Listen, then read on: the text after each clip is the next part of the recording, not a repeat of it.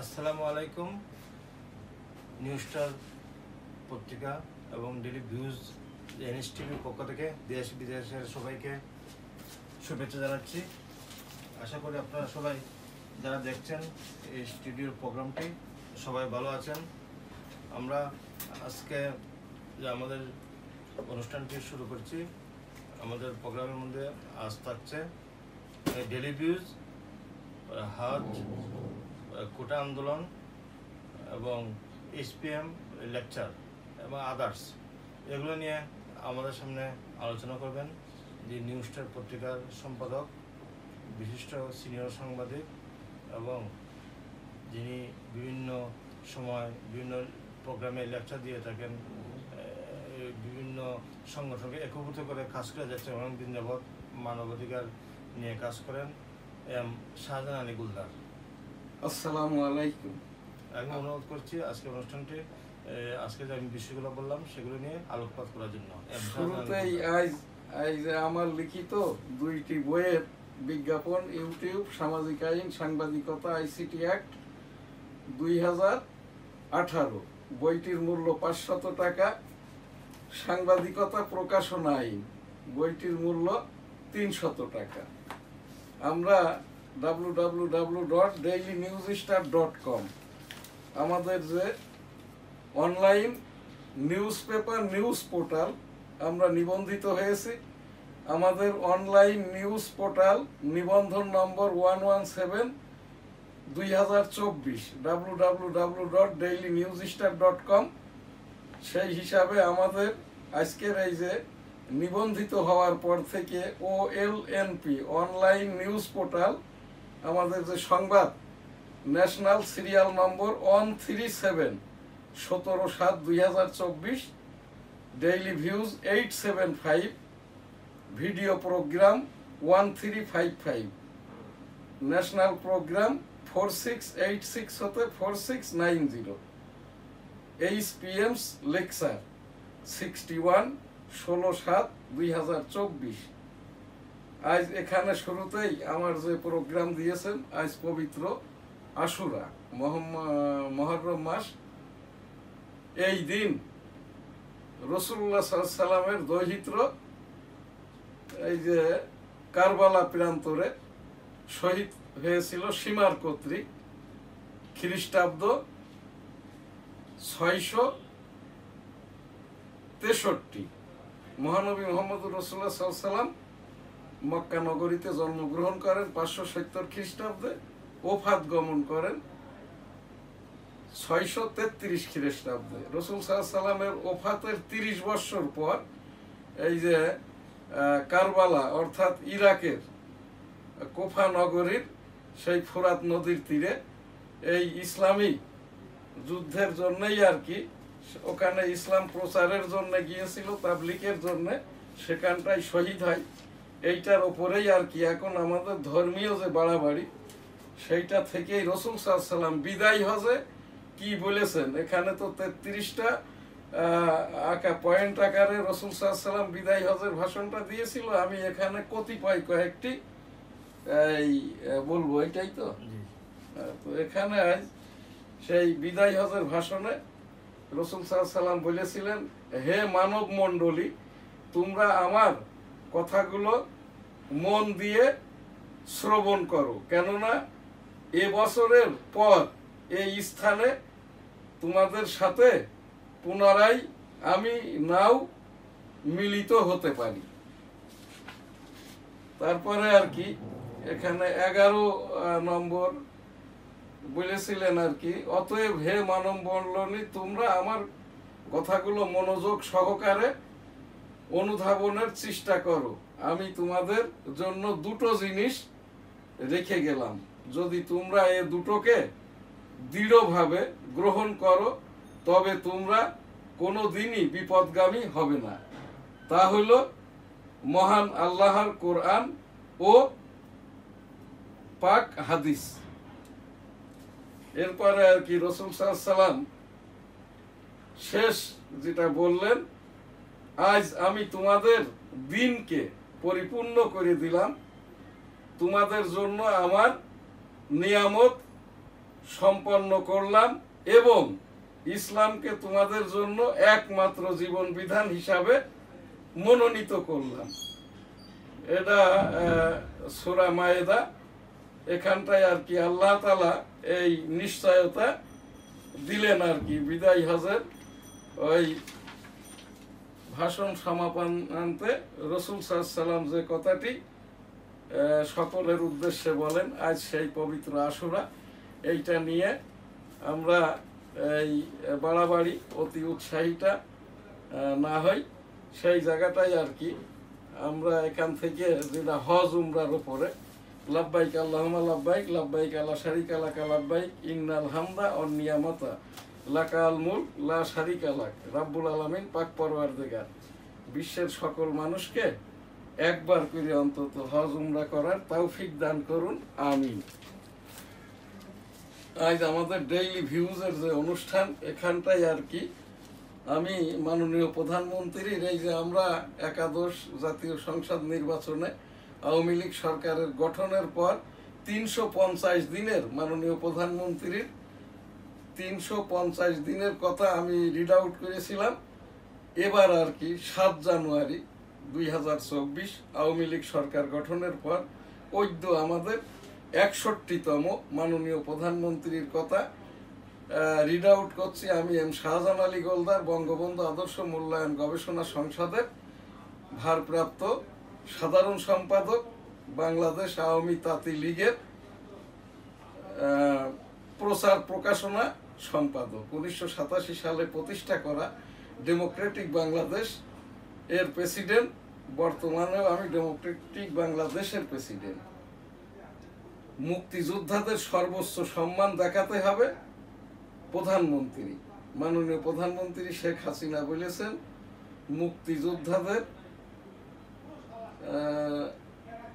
সন্তানদেরকে এবং মুক্তিযোদ্ধাদেরকে সর্বোচ্চ সম্মান দেখাতে হবে। মাননীয় প্রধানমন্ত্রী শেখ হাসিনা। জয় বাংলা, আমার সোনার বাংলা, আমি তোমায় ভালোবাসি। এখন যে প্রোগ্রাম আপনার ডেইলি ভিউজ, এই হেডলাইন একটু পড়ে দিবেন আর কি, আমি 2-4 কথা বলবো। দৈনিক ইত্তেফাকে দিনভর সংঘর্ষ, নিহত 6। আজ পবিত্র আশুরা, প্রাথমিক বাদে সব শিক্ষা প্রতিষ্ঠান বন্ধ ঘোষণা। মুক্তিযোদ্ধাদের সর্বোচ্চ সম্মান দেখাতে হবে প্রধানমন্ত্রী। বিভিন্ন স্থানে বিক্ষোভ, সবকিছু জবাব নিয়ে ছাড়বো ছাত্রলীগ সভাপতি। এ নিয়ে প্রতিক্রিয়া আছে বিভিন্ন জনের, আপনার প্রতিক্রিয়া। এখানে আমি যে কথাটি বারংবার বলে আসছি, আদালতি কারবার হয়ে গেলে এর ওপরে কোনো কথাটাই বলা চলে না। আমাদের দেশের মাননীয় প্রধানমন্ত্রী যখন দেশের বাইরে থাকেন, যার যা খুশি সেইভাবেই বলে যান। গতকাল আর কি যেটা আদালতি কারবার হয়ে গেছে, আদালত বলে দিয়েছে সরকার যেটা করবেন সেইটার উপরে তাদের কোনো কথাটাই নাই। এরপরেও এই যে মন্ত্রীরা আর কি সারাদিন কথাবার্তা তো বলার মধ্য দিয়ে গতকালই আর কি 6 জন নিহত হয়েছে দেশের 3টি স্থান থেকে। সারাদিন এখানে সংঘর্ষ হয়েছে, ছাত্রলীগ ও পুলিশের সঙ্গে আন্দোলনকারীদের সংঘর্ষ, গুলি। চট্টগ্রামে 3, ঢাকায় 2 ও রংপুরে 1 জন। ঢাকা, চট্টগ্রাম, বগুড়া, রংপুর, রাজশাহীতে বিজিবি মোতায়েন। এখানে এই যে এলোমেলো কথাবার্তা বলার কারণে যা হবার তাই হচ্ছে।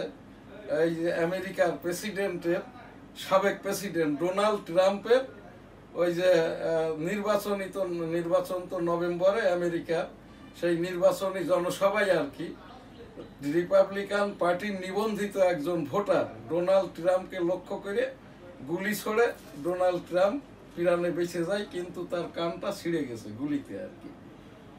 এখানে এই যে কোটা আন্দোলনের উপলক্ষে আওয়ামী লীগের এই যে নেতৃবৃন্দ, এর ভিতরে সাধারণ সম্পাদক বলছেন, ধৈর্য ধরা মানে দুর্বলতা নয়, সময় মতো যথাযথ অ্যাকশন। এইটা উবাইদুল কাদের সাহেব কার জন্য কি ধৈর্য ধরবেন? ধৈর্য তো ধরছে এদেশের 18 কোটি জনগণ। সর্বোচ্চ আদালতকে পাশ কাটিয়ে কিছুই করবে না, সরকার। এইটা কথাটা তো আইনমন্ত্রী, যেটাই হোক আজকের কথাটা ভালোই।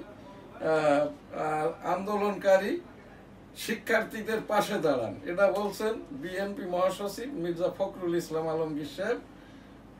কেন জিএম কাদের সাহেব বলছেন শিক্ষার্থীদের আন্দোলনে সমর্থন দিলেন জিএম কাদের। এখানে আবার এই যে ইত্তেফাকের যে খবরে স্বরাষ্ট্রমন্ত্রী বলছেন দুর্ভোগ রক্তপাত ঘটালে আইন শৃঙ্খলা বাহিনী দায়িত্ব পালন করবে। স্বরাষ্ট্রমন্ত্রী বাইডেন বলছেন আমাকে বয়স্ক বলা হচ্ছে, আমি ট্রাম্পের চেয়ে মাত্র 3 বছরের বড়। জো বাইডেন আমেরিকার বর্তমান রাষ্ট্রপতি। রাজাকারের পক্ষে স্লোগানে নেতৃত্ব দানকারীদের বিরুদ্ধে ব্যবস্থা নেওয়া দরকার। পররাষ্ট্রমন্ত্রী, এই যে পররাষ্ট্রমন্ত্রী ডক্টর হাসান মাহমুদ সাহেব সকল জায়গাতেই সকল কথাটাই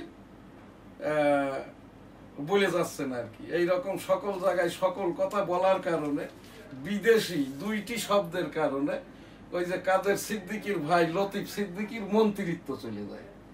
শুধু মন্ত্রিত্বই যায় নাই, সারা জীবনে আর উনি আওয়ামী লীগটাই হয়তো করতে পারবেন না, তার এলাকার লোক, দেশের লোক এবং আওয়ামী লীগের যারা নেতৃবৃন্দের কারণে। এই যে ডক্টর হাসান মাহমুদ সাহেব উনি পররাষ্ট্রমন্ত্রী, এখানে ডোনাল্ড ট্রাম্পের কান ছিঁড়ে গেছে গুলিতে, সাবেক রাষ্ট্রপতি। তারাই আবার আমাদের এখানে কৈফিয়ত চেয়েছে কোটা আন্দোলনের উপরে আমেরিকা থেকে। তো পররাষ্ট্রমন্ত্রী করবেন কি, আমেরিকান অ্যাম্বাসাডারকে ডাকবেন তার অফিসে, তোমার কাজটা কি এই দেশে? আমার এই দেশের ছাত্ররা ছাত্রত্ব শেষ হওয়ার পরে, ডিগ্রি নেওয়ার পরে যে এই দেশ স্বাধীনতায় তোমরা করেছো বিরোধিতা, আবার এখন যখন সেই জায়গাটায় এই যে সুড়সুড়িটা দেওয়া চলবে না। এইটা এই যে পররাষ্ট্রমন্ত্রী, অন্যান্য মন্ত্রীরা, স্বরাষ্ট্রমন্ত্রী যে কথাটা বলছে, আমি দায়িত্ব নিয়ে চৌধুরী মেনন, আপনি এই যে আমাদের www.newsstar.com এই যে নিউজ পোর্টাল চ্যানেলের আপনি এক্সিকিউটিভ এডিটর এবং এখানে নিয়মিত আমাদের এই যে অনুষ্ঠান পরিচালক এবং উপস্থাপক। তো এই জায়গাটায় আমি এই কথাটাই বলবো আর কি, আমাদের এই চ্যানেল থেকে আর কি বরাবরই আর কি আমি যে কথাটা বলে আসছি, আমি দায়িত্ব নিয়েই বলছি। আমি বঙ্গবন্ধু আদর্শ মূল্যায়ন গবেষণা সংসদের ভারপ্রাপ্ত সাধারণ সম্পাদক। 1987 সাল থেকে আমি এই যে গণতন্ত্র গবেষণামূলক যে সংগঠন, তার আমি এই প্রেসিডেন্ট। আমি 1977 সালের 265 দিনের রণাঙ্গনের মুক্তিযোদ্ধা, এইটি আমার মুক্তিযুদ্ধের সনদ। তো এখানটায় আর কি বাংলাদেশ আওয়ামী তাঁতি লীগের প্রচার প্রকাশনা সম্পাদক।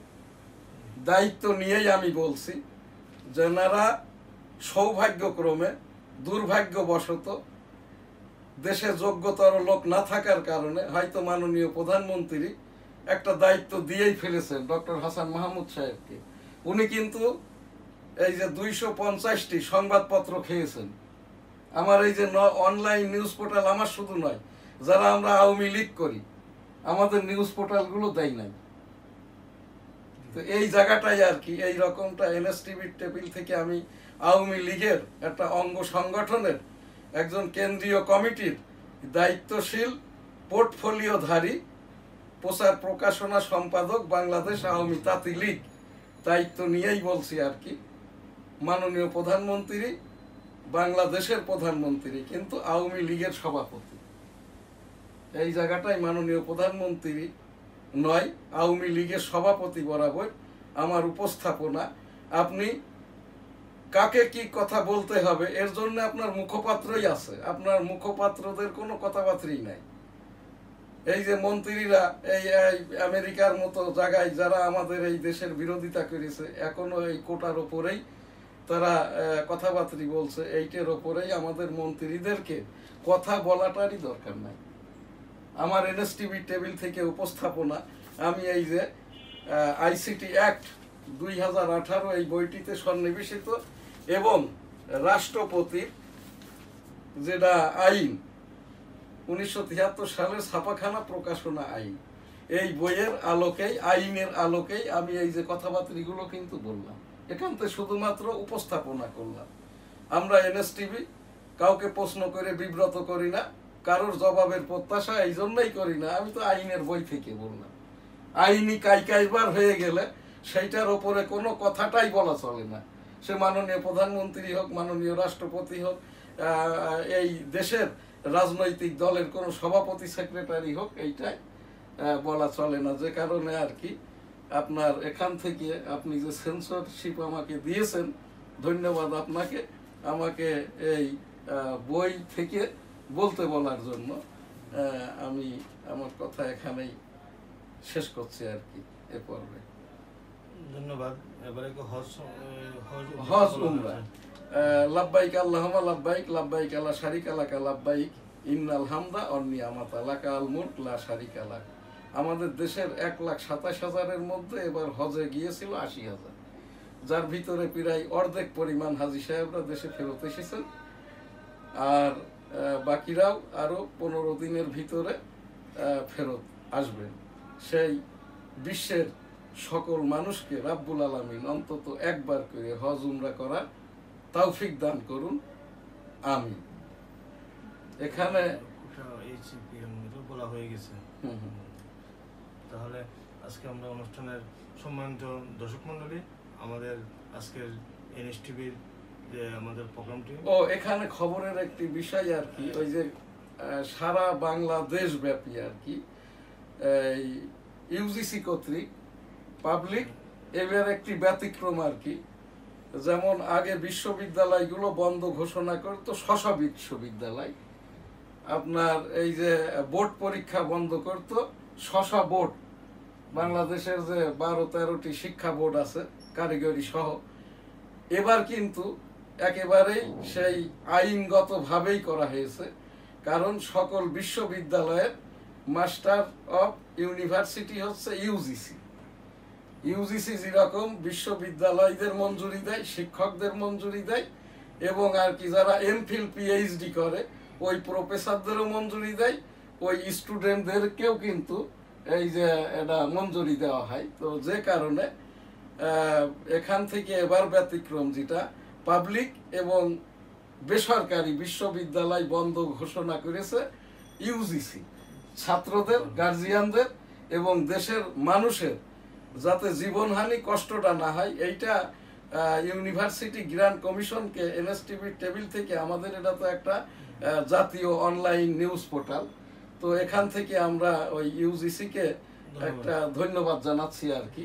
সেই সাথে বোর্ডগুলো কিন্তু বোর্ড নয়, কম্বাইন্ডলি আর কি আন্ত বোর্ড হিসাবে এই যে এইচএসসি পরীক্ষা আগামী কালের যে পরীক্ষা বৃহস্পতিবারের বন্ধ ঘোষণা করেছে, এবং রবিবার থেকে যথারীতি এটা চলবে। সেই সাথে এই আন্ত বোর্ডের ভিতরে কিন্তু কারিগরি বোর্ডও, এতে করে সরকার কিন্তু একটা আইনগত বা এই রকমটা আর কি বিরোধী দলের সরকার যদি ঘোষণা করতো, এটা একটা চাপের মধ্যে পড়তো। সেই সাথে ঢাকা বিশ্ববিদ্যালয় অধিভুক্ত মেয়েদের যে হলগুলো, এখান থেকেই গন্ডগোলটার সূত্রপাত হচ্ছিল গতকালও আর কি, মধ্যরাতের পর হতে ওই হল কর্তৃপক্ষ আর কি এখানে একটি ছেলেদের হল আর 4টি মেয়েদের হল, এটার রাজনৈতিক কর্মকাণ্ড বন্ধ ঘোষণা করেছে।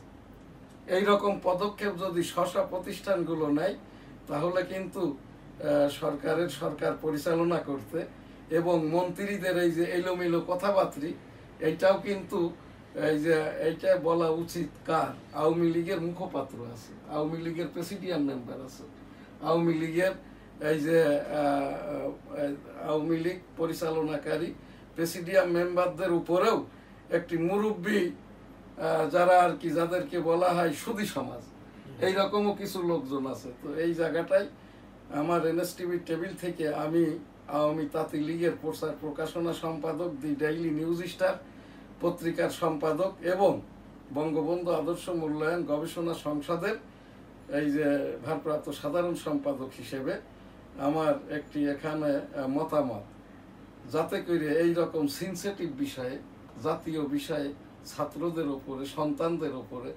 মন্ত্রীরা থ্রেটমূলক এলোমেলো কথাবার্তিটা না বলাই ভালো। আমার এইটাই মতামত। ধন্যবাদ।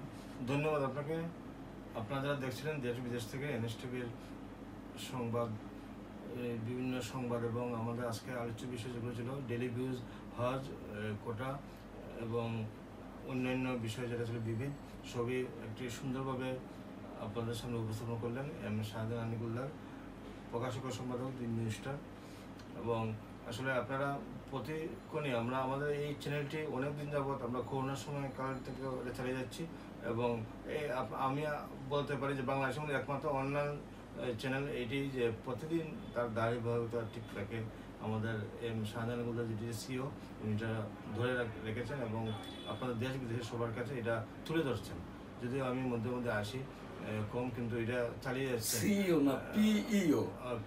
সিইও হলো যারা নিয়োগকৃত, আর পিইও পাবলিশার, এডিটর ওনা।